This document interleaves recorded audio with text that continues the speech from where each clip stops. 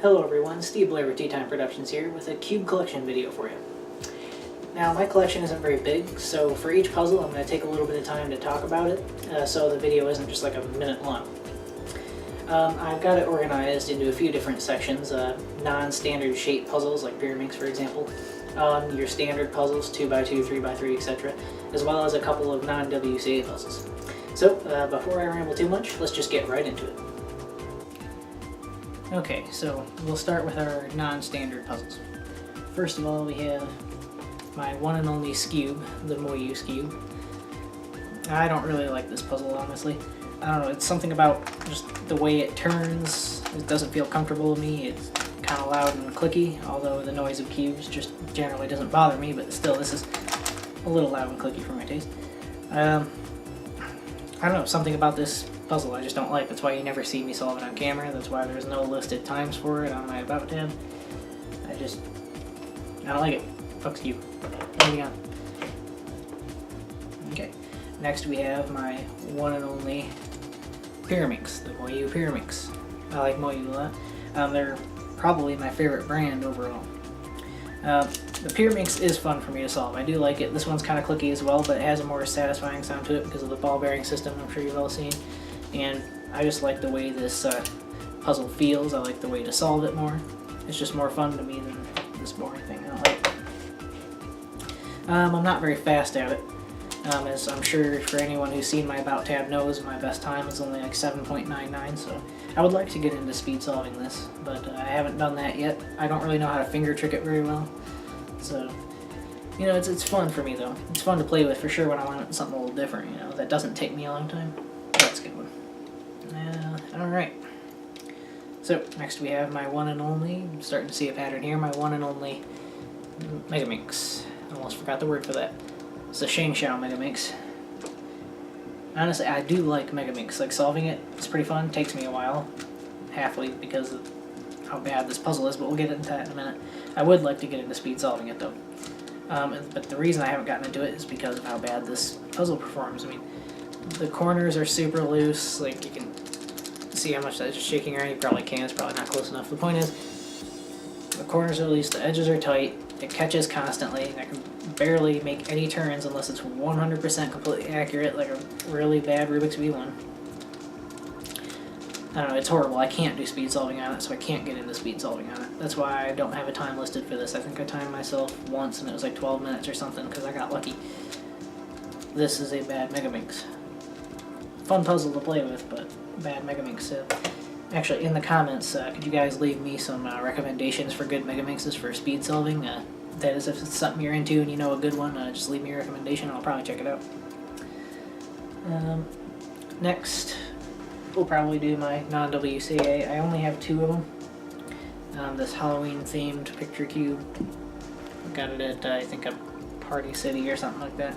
I actually have a pack of 6 of them. There's a bunch over there. They were like a couple dollars. And I also have a picture cube that's Christmas themed. I got it at a Dollar Tree. It turns horribly. I've never actually, actually fun fact, the most I've ever turned this puzzle was right before I turned on the camera to start filming. I had just played with it a little bit, kind of halfway rehearsing, thinking about what I was going to say, and that's completely moot now because I'm telling you about it, but listen to this when I turn it. Like, that's why I don't use this. It's like almost comically terrible, like it's funny. And then again, I got it at a Dollar Tree, so. But yeah, no, this is a bad puzzle. I pretty much only just turned one face, just at a time to figure it out. I got it home, took it out of the plastic first night, and I went, well, let's see how this, oh my god, I'm never turning this again. It was that quick. Well, that's my non-WCA. On to the next section. Okay, well I guess we'll talk about what is now my one and only 2x2. I had another 2x2 at one point. I had that Diane. I'm sure a lot of you guys have been around for a while and remember my old Diane 2x2. It was a Zanchi. This is a Shangxiao. I'm not sure what model. It's just a generic Shangxiao I got in that 2x2 through 5x5 pack, which I'm sure 90% of you came from that video anyway, so I'm sure you know that video. But anyway, that other 2x2 I had, I lent it out to a buddy and I never saw it again. In fact, I've only lent out puzzles twice since I became a cuber, and it ended badly both times. Never lend your cubes out to anybody. Ever. Anyway, about the 2x2. It's pretty good. It turns really well and is pretty smooth and not too loud, but the corner cutting is pretty terrible on it. It could be because of lack of setup, but I can't really do much with it. I mean, it only has a couple screws in it, and those, if I loosen them anymore, will catch on the pieces. I have internal pops a lot on it as it is, so I can't really get too fast. That to 5.58 is probably about as good as I'm going to get until I get an actual good speed cube for 2x2, but I do enjoy it every now and then picking up 2x2, and I would like to get into speed solving this as well. So, Shang Shao 2x2, I'm going to get another one. Not Shang Shao, rather, but probably, I don't know, I've been thinking about getting a Moyu Weipo, but with so many new 2x2s, even a magnetic one coming out, I might look into that instead. Well, I guess it's 3x3 time. Dollar store, 3x3. Just a little tiny one. I'm sure you guys have seen these a lot. Not much to say about that. I had a few of them, a couple of them broke. Pretty gay anyway. Very first cube I ever had before I got into speed cubing. I actually had a few cubes before I knew how to solve one. I ended up losing them over the years, but this is the one that got me into it, oddly enough. This one belongs to my fiance, who I'm actually finally going to be getting married to after years of not being able to do it because of financial issues. So this one's all shiny. It's just a novelty, you know, not much better in performance than that picture cube. Just something fun.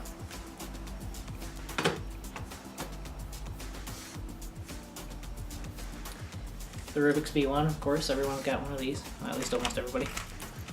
I actually lubed this recently, so its performance isn't actually too bad. I mean, it's kind of halfway finger trickable now. Yeah. Yeah, it's still pretty bad, but halfway finger trickable. I can do a soon on it pretty fast, and an anti-soon. So, you know, Rubik's V1, this was the second one I had. I got that shiny puzzle, and then actually my same woman, my fiance, actually found this in her basement, so gave that to me as well, and that was like a huge improvement over that one. I thought that was super fast cube when I first got that, but obviously got into speed cubing, so I learned different pretty quick. This is the V2. Some of you may have seen my review of this, the Rubik's Fast Reaction Cube review. And I mean, I don't mind this one. It's actually pretty decent, really loud, probably the loudest puzzle I have. It is finger trickable, so it is better. I'm not going to do another review of it now. I lubed it up the other day and it got a little better, but it's still a little choppy.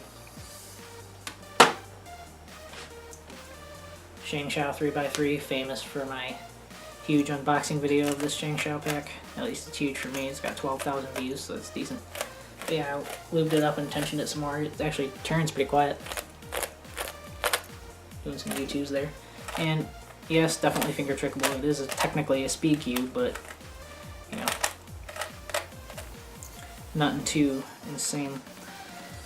This thing actually tends to pop a lot, so I don't really speed solve on it too often, unless I'm just doing it for fun. Regardless, there's my Shang Shao. I'm gonna have a little bit more to say about puzzles later.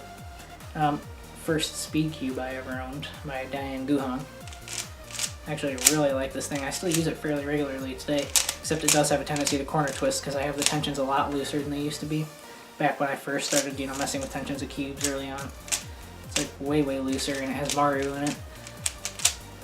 So, I mean, some stability issues, but it's still one of the fastest cubes I have. Still really love using it. Sometimes I'll take it out with me if I need a cube just for the go and I don't want to lose, you know, my main or my backup main. Take this out. Okay, my Moyu Tang one. This was actually my main for a long time. This one, I still like it today, honestly. It's between the Moyu Aolong V1 and this one for my backup main.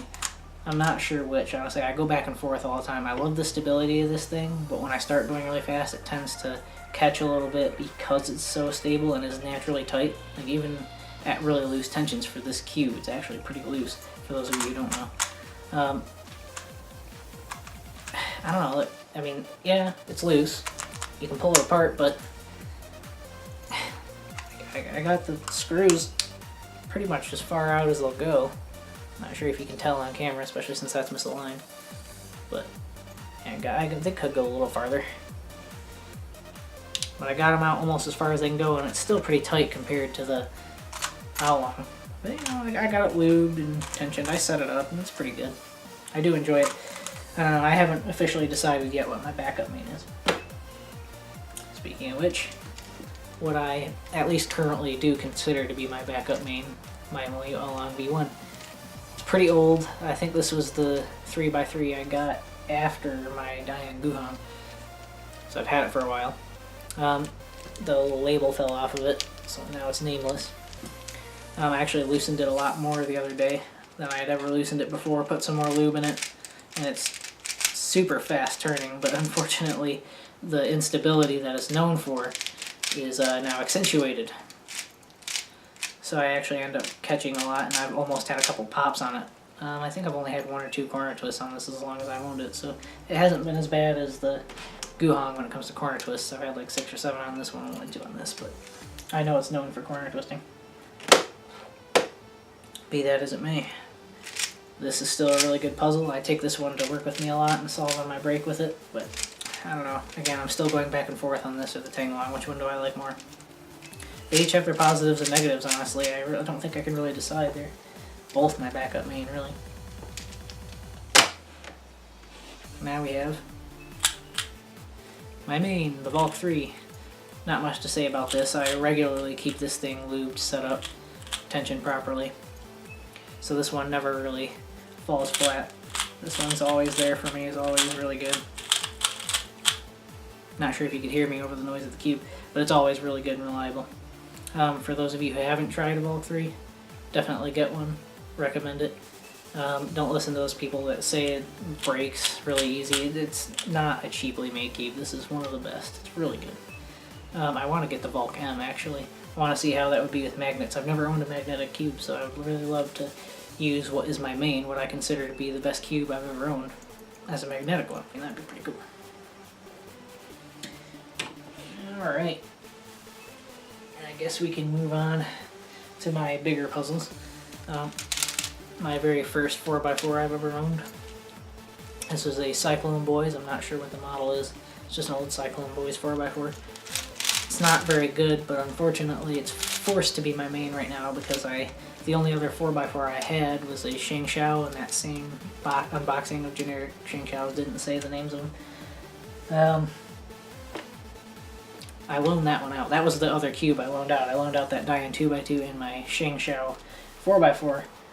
That one I didn't lose forever. What happened was my buddy Paul, who you've seen on another video, at least a lot of you have, that's the TeaTime Hookah Lounge video. For those of you who don't know, go watch that. You can meet Paul there. He borrowed my 4x4 and it actually broke over at his house when he was solving it. It kind of fell apart and some of the pieces were broken in half, so he just threw it out. But this 4x4, I mean, it's alright. I've loosened it up, I've lubed it. I actually ended up tightening the tensions again because it was a little bit too loose and the inner layers were catching a little bit too much. So I can get it done pretty quick. I got my PB of 232 with it, which is not very fast, I know, but it's good for me. I'm getting up there. I still only use reduction method, which I think I used to call cage method because I heard somebody say that, but the point is, I still just use reduction, so I'm not very fast at big cubes yet. Shengshao 5x5. Alright, so this one, I've actually gotten to be a pretty decent cube. I've tensioned it pretty loose. I actually do like my 5x5 pretty loose, despite how loud it can be at high TPS. I've actually lubed it quite a bit. I think I may have over-lubed it a little bit, but I think that worked to my advantage because the inner layers have a tendency to lock on this, but not now. They actually glide pretty smooth.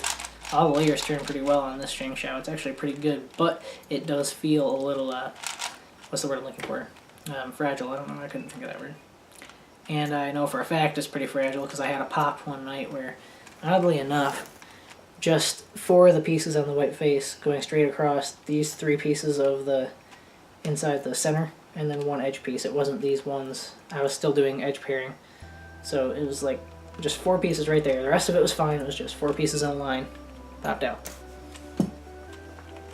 So I don't know, it can be kind of flimsy, so I gotta be careful and align my layers, but I do like solving with it. My best was only 635, but I've only timed a few times, so we'll see how much better I can get at that. Skipping straight to 7x7, since I don't own a 6x6 for some reason. We have my Shengshao 7x7, excuse me. And you know, it's smooth, for sure. I'm sure a lot of you have seen the Shengshao big cubes. This is the only one I got of the big cubes. For the Shengshaos anyway. I mean, it feels pretty big in my hands, but then again I have small hands and I can't really finger trick it very well. I can do a U2, kind of. I mean, obviously normal finger tricks like that, but in an actual solve when I'm doing the 3x3 portion of the cube, I don't know, it's just too big and I find myself having to, you know, do normal turns like that on it a lot. I mean, it's pretty smooth but slow and clunky and kind of heavy. I like it. It's fun to use since I don't really speed solve 7x7 anyway. I also have this one. I'm sure a lot of you saw the unboxing for it. The Moyu Aofu 7x7. That was unboxed with my Volk. And I said I was going to do a review of this. Hasn't come out yet. I'll probably still do a review. But I'm actually looking for some advice on how to set up a 7x7. Because I don't know how to do that. I've had a few pops on this already. And it's pretty loose. And it's been lubed. But I feel like I'm doing something wrong with this setup. It's somebody who knows how to set up big cubes, leave in the comments a few tips on that, because I notice in competitions I'll watch videos of like Felix, for example, solving 7x7, and he's turning it just as fast as a 3x3, it seems. At least as fast as I turn a 3x3. I'm not very fast at turning. So he doesn't seem to get any pops. Nobody else who solves 7x7 doesn't seem to get any pops, at least the fast ones. So I must be doing something wrong setting this up. Could someone please tell me what I'm doing wrong?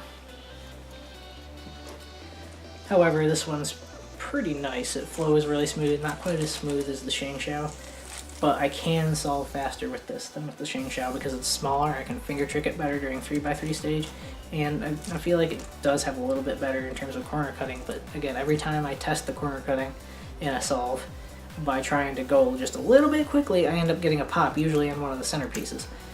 Luckily, it's only been one piece at a time so far, so I've just been able to, you know, kind of tweak it back in there and everything's been fine, but one of these days it's going to explode on me if I don't learn how to set it up correctly, so I kind of need somebody to tell me what to do.